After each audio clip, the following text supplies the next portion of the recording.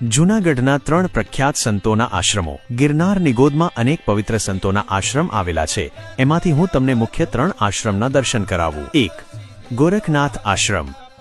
ભવનાથની તળેટીમાં આવેલો ગુરુ ગોરખનાથ આશ્રમ મહંત શેરનાથ બાપુ દ્વારા સંચાલિત છે।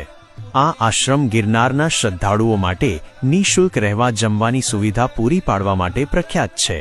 અહીં છેલ્લા 70 વર્ષથી 24 કલાક અન્નક્ષેત્ર ચાલી રહ્યું છે, જ્યાં બાપુ ભક્તિ અને સમાજને નવી રાહ ચીંધવાનું કાર્ય કરે છે। 2.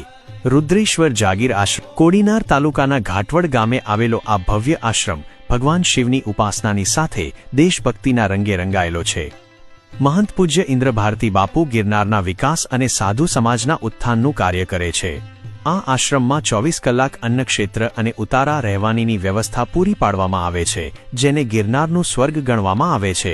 3. કાશ્મીરી બાપુ આશ્રમ। ગિરનારના ગાઢ જંગલોની વચ્ચે આવેલો કાશ્મીરી બાપુનો આશ્રમ તેમના આકરા તપ અને લોકસેવા માટે જાણીતો છે। બાપુ તેમની ઉંમર માટે વારંવાર ચર્ચામાં રહેતા હતા, જે લોકવાયકા મુજબ 500 વર્ષ આંકવામાં આવતી હતી।